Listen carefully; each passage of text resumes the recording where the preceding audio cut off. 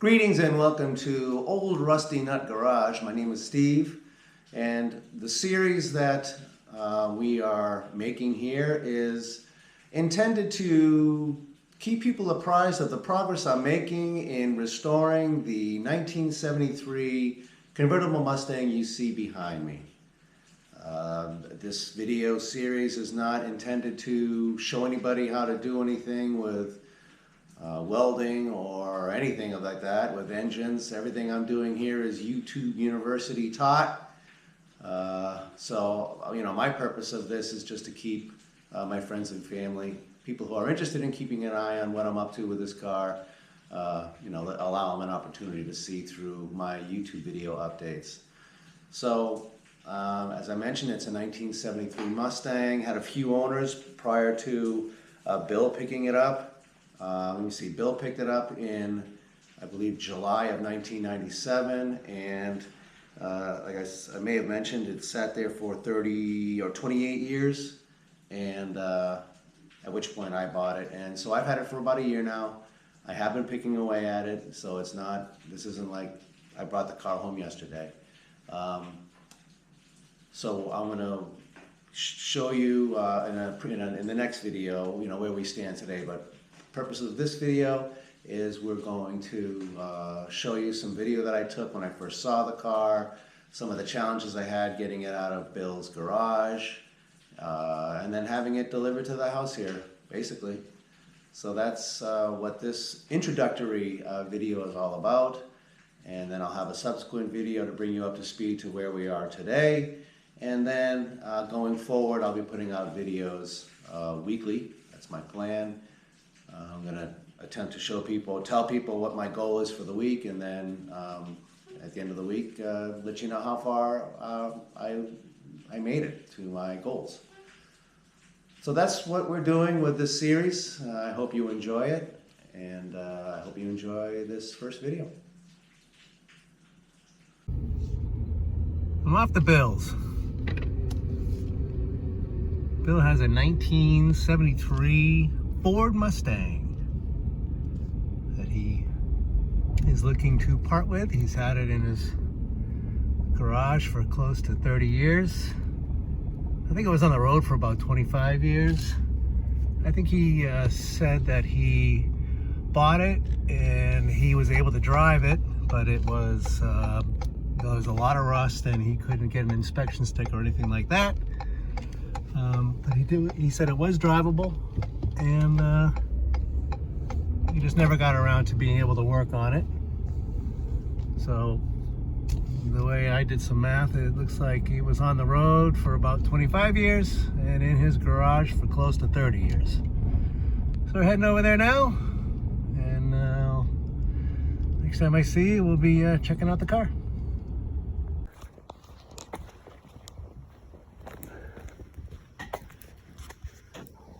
I'm going to take a little bit of video of this thing too. Alright, so we're back at the 73 Mustang. Goal for today is to get this baby to roll. We have a situation where the car is in park, and I'm going to be putting in a battery to see, because I can't get it out of park, and it might be because of there's a locking mechanism, so you can't put the car into drive without having your foot on the brake. And so I'm hoping that putting a battery in and then putting my foot on the brake will release that lock, and it will allow me to put the car into neutral. Big step forward. That's number one challenge. Number two challenge is these 4 tires. Are they going to roll? Unknown. I filled them up the other day. 2 of them held air. This one held air. This one did not.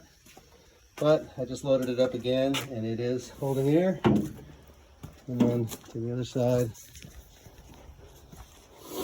this one held air, and I believe, yeah, that one is flat. So I got to get this car up in the air. You know, I mean, I don't have to take the tires off if they spin. That's my thought there. If they don't spin, then I'm dealing with figuring out, you know, if the brake pads are rusted onto the drums. Because I think these are drum brakes all around. We'll know more as we get into it, but this is the motor. Still undetermined what it is. I don't see any stickers on the motor to tell me what it is. So we'll have more information on that later. There's a nice little remnants of a day gone by, but yeah, so this carburetor's a mess. Probably have to replace that. That's all down the road though. Today's challenge, get the car in the air, get the tires turning, get the car into neutral, and drag this monster out of here and position it so we can tow it out of here. I want to show you something that's interesting about the last time I was here. So we know that there's lots of rust on these well, not quarter panels, but you know, down here on the rocker panels. It's a mess, and I saw this plastic bag. I'm like, what's going on there? Well, it turns out that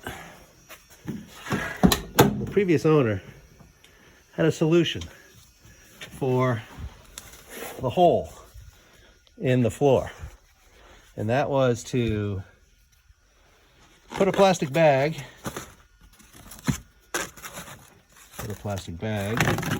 down to stop the water apparently from splashing up, and then putting shingles over the plastic bag to to be the floor. So if you take this plastic bag, looks like it's all caught up, but yeah, so get this plastic bag out of here, and what you'll find is an incredible mess.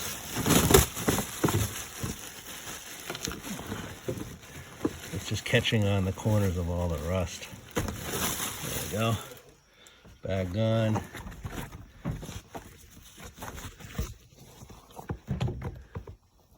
Floor. Interesting. All right, made it over to the driver's side front tire. Show you the progress on here. We just took the caliper right off. We just cut it right off.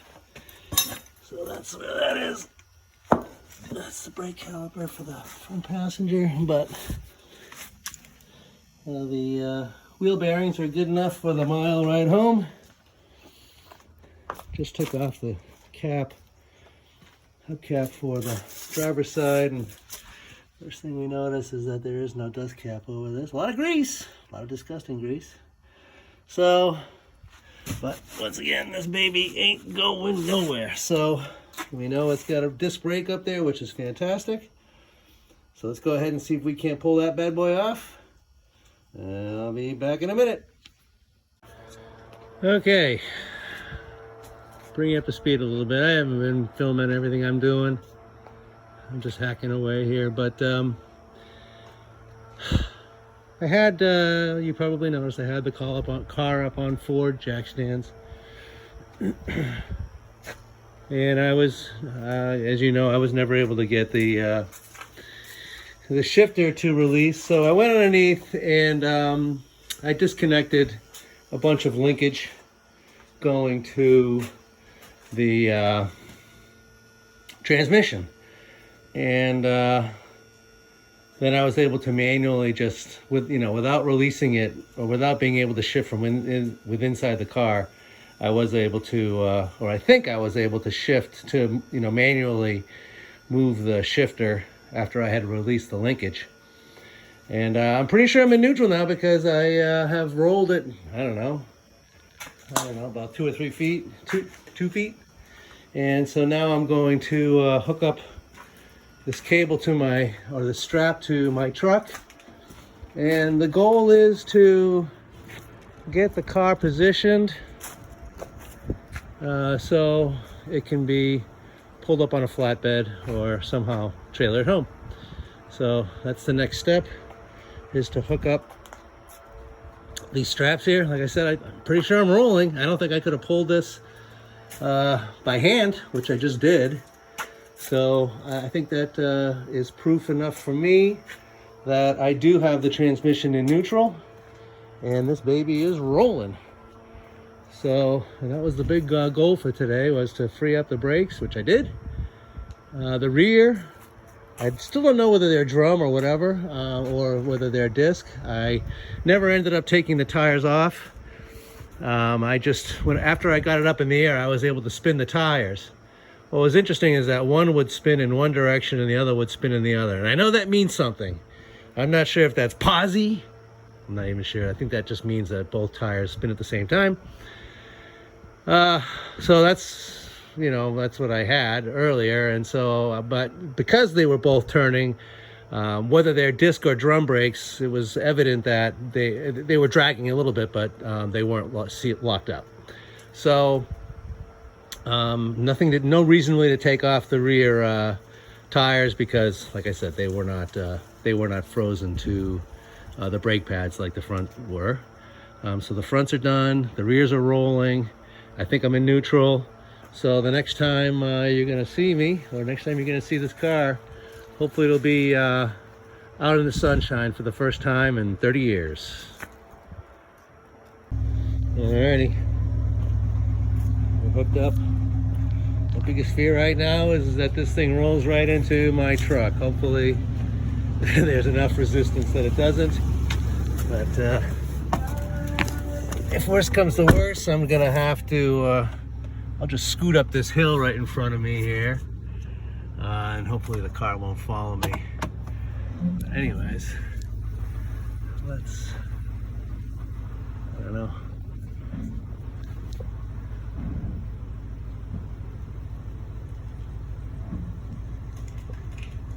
Yeah.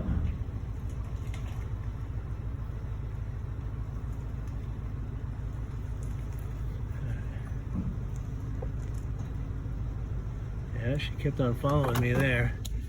Let's see what we got. See if I need to turn these wheels. I think I should. I'm not hearing any scraping. So.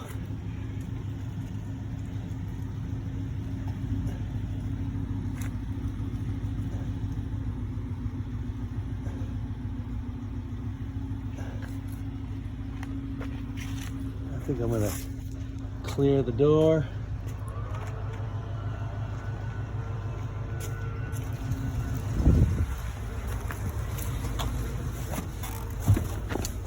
All right. See if this bad boy follows me.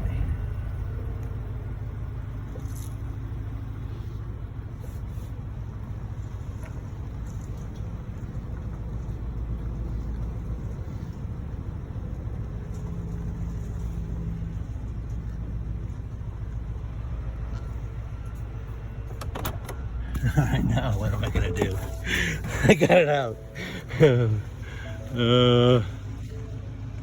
All right. Well, we got it out. Let's we'll do a little bit more research, and I guess I'm supposed to be videoing like this. Oopie. See ya.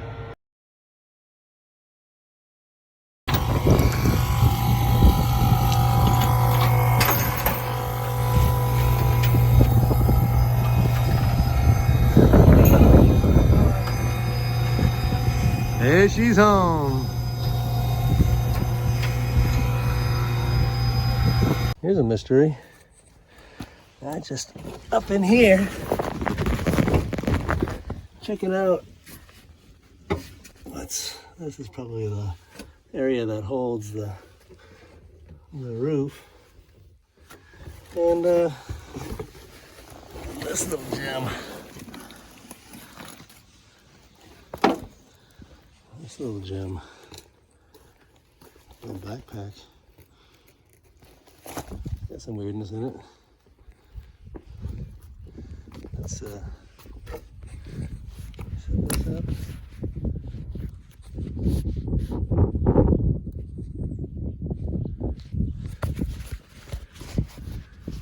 Let's see.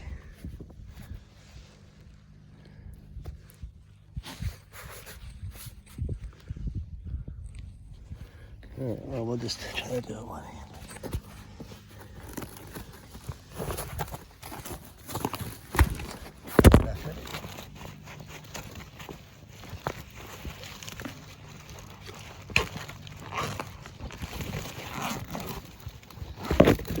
All right, what are we looking at? 20% more free suave. Salon for.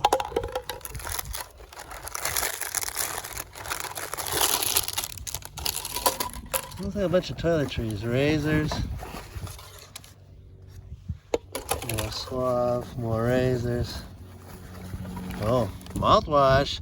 Bow, bow, bow, bow. Super rad. Who knows?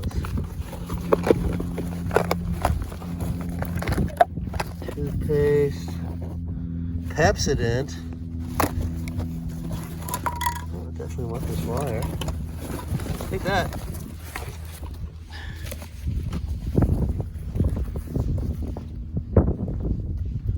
Alright. That was weird. Backpack with a bunch of toiletries in it. What do you know? I don't know. Should we keep it? Just kidding. But what about this thing here? Let's get into the fun.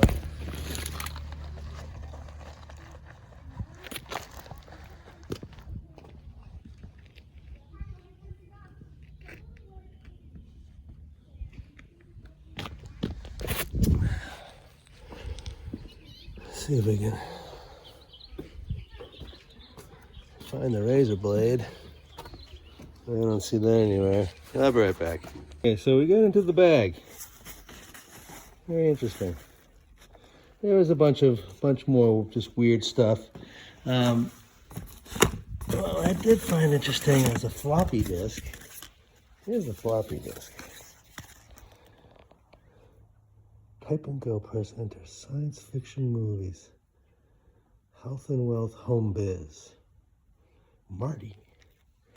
And then there's this pipeline, the net generation, unlimited access, way to get on the internet. That's kind of interesting. Probably just another floppy, but getting rid of those. But the interesting stuff was what was in this front pocket that I couldn't get into, and I had to cut open. First thing was this Bugs Bunny Michael Jordan, November 15th, doesn't say what year. Oops. But that's kind of weird. Pretty young looking Michael Jordan. Then there was this calculator. Seems to work now that it's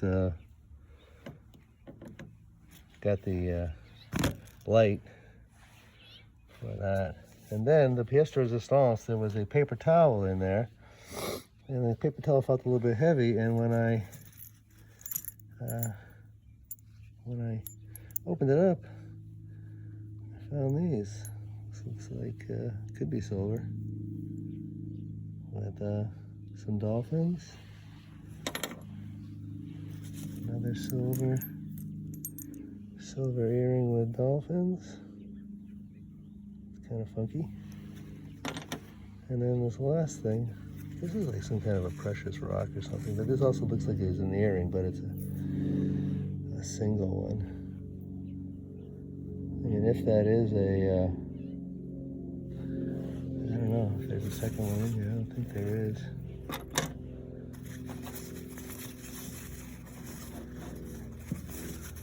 I'll have to look in that bag for more of it. I don't think so. But pretty cool, huh? I don't know. These will have to be incorporated into the vehicle somehow. Kind of wild.